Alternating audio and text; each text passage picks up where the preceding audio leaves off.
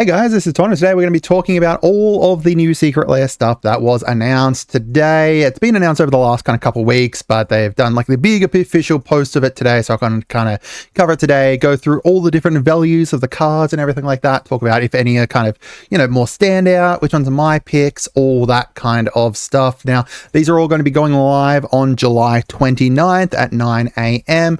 And then going for the next couple weeks after that. But keep in mind with the way things are working now, if you don't get in early to get the drops that you want, you are not going to get them because they are not, print to demand anymore. They are just printing however many, and then if you miss out, you miss out, unless you get them somewhere later on. Basically, you've got to get them early if you want to get them from the official shop, and that's probably the cheapest way for you to get them. Make sure you guys like, subscribe, let me know down in the comments what you guys think of the video as well. If you guys like these kinds of videos, and if you like any of the drops that are coming in, let me know as well. And so the first one here is the Secret Lair Monty Python and the Holy Grail Volume 1. So there's a Volume 1 and a Volume 2, and I'll also show you guys the bonus cards later on. So we've got Prodigal Sorcerer here, relatively cheap, only 11 cents. We've got Bring Out the Dead, which is a Buried Alive. Now, keep in mind that Buried Alive is very cheap, but that's because it was just reprinted in Modern Horizons 3. This, card has been quite expensive for a bit. So, it's kind of dropped a lot recently, but if you want to pick it up, it's definitely like a nice art for it too. We've got Tis But a Scratch, which is a reprint of Dismember. And then we've got the African Swallow, a reprint of Birds of Paradise.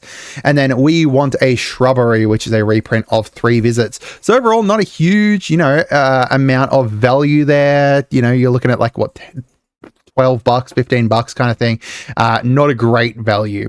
But, it's mostly about the art for these two. And I think that's the thing with Secret Lairs, is that they've become a lot more about the art rather than what is getting reprinted. So the next one here is the Secret Lair Monty Python Volume 2. So that's got Bridge of Death, which is not a very expensive card, 21 cents down there.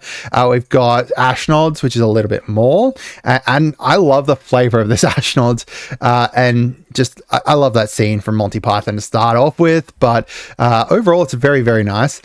We've got the Castle of Arg, and that is a Dark Depths, as well as the reprint here for the Black Beast of Arg, which is the reprint of Marit Larg, the token there for the Snowland for here. So, overall 4 cards, not great value either. It's like, $10 tops value there. So these are the reprints for the actual, like the bonus cards here. So the Counterpult is for Volume 1, and the Killer Rabbit of Carbanog is Volume 2 there. Not much to write home about either. They are decent cards, and all of the cards in here are usable, I think. The only one that's probably not is the Bridge of Death, I would say. Like, all the rest are going to find use, I think. But yeah, these are the bonus cards to go alongside it. Again, not great value. So here we've got the Secret Lair Brain Dead. So this is the creatures to go with that. Consecrated Sphinx. These are all like weird 90s, 80s web style. And I hate them. I hate them so much. So we've got Consecrated Sphinx here, which is a really great reprint. Chaotic Goo, not as great. Kiki Jiki Mirror Breaker, which is going to obviously find a lot of value. It's a great card, and decent value too. Meteor Golem finds use, but again, not a kind of great reprint there, only 10 cents. And then we've got the Worm Coil Engine here, which goes pretty hard. Like, it goes really hard, but I just hate the art. I hate the art so much of them. But this one here has decent value, right? Like, $24, $1.90, $6.71, 10 cents, and then $11.87. Not awful art for those ones. Next, we've got the Brain Dead Lands. I'm not even going to value these ones because they are just based off of art, right? Like, lands are, you can pick up lands easily. You'll go to a, pre-release events and people are stealing lands from their place, but you get so many lands everywhere that it's not even worth valuing these. They're all like 10 cents each tops, and you're basing them based off the art that you're going to be getting for them, right? And then we've got these staples here, and again, I really don't like these ones. We've got Lightning Greaves, which is just a picture of a tattoo. We've got Skull Clamp, we've got Soul Ring, we've got Thought Vessel, and then we've got Command Tower. All of these are going to find use in like EDH, right? Like you're going to find a lot of use with these in basically so many different commander decks, but they also, like Soul Ring, you get so many of, like every time you get a precon, there's Soul Ring in it. Thought Vessel again, Command Tower again. The only two that are kind of worth talking about are Skull Clamp and Lightning Greaves, and they're just a picture of someone's tattoo. I hate them. I hate them so much. But, you know, if you're wanting them and you like the art, like, you know, art's subjective. Some people might like it. If you want to pick them up, they're worth it. Like, they're worth grabbing, but they're not worth grabbing if you don't like the art for them.